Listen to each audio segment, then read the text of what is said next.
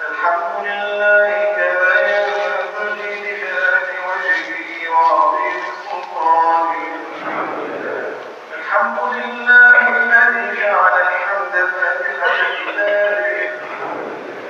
الحمد لله الذي أنزل القرآن ليهدي برحمته وجعله هدى للسالكين بحضرته ونورا للأرواح يسبح في سبحات مجده وربيعا للقلوب تسرح في روضته.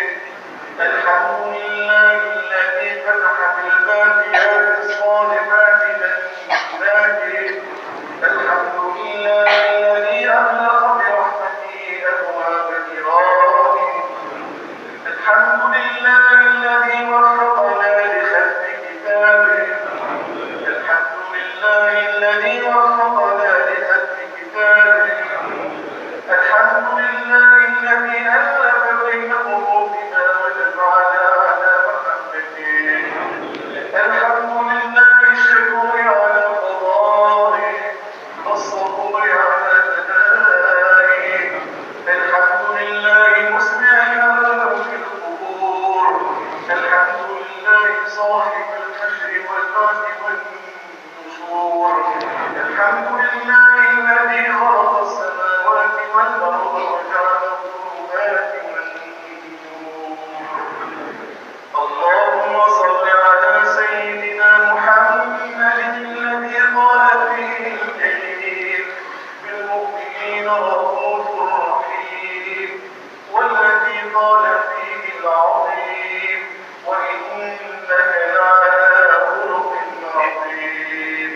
اللهم صل على سيدنا محمد صلاة توصلنا إليه وتشفعنا عليه وتقربنا من مرضه وتمتعنا برؤيته وعلى آله هداة الإسلام وأصحابه السادة الأعلى وأزواجه الطاهرات أمهات المؤمنين الكرام.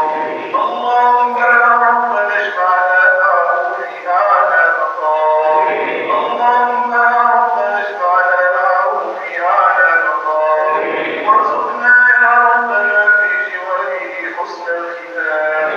نشهدك يا ربنا أنه قد بلغ الرسالة وأدى الأمانة ونصح الأمة وكشف الأمة ومحى الظلمة.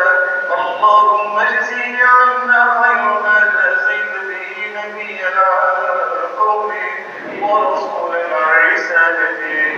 اللهم يا ربنا أحينا على سنته وأمتنا على ملته واحشرنا تحت لوائه وارزقنا شفاعته وأوردنا حوضه واسقنا يا ربنا من يده الشريفة شربة هنيئة مريئة ما نظمأ بعدها أبدا.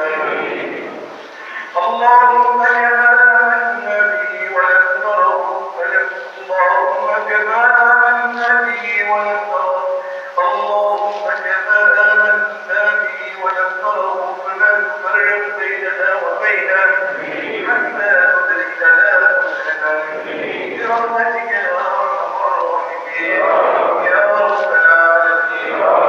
اللهم ربنا تقبل منا ختم القرآن. اللهم تقبل منا ختم القرآن واجعل عنا ما كان به وفيه من سهو أو نسيان أو تقديم أو تأخير أو زيادة أو نقصان أو تأويل على غير ما أنزلته أو تعجيل عن عدة تلاوته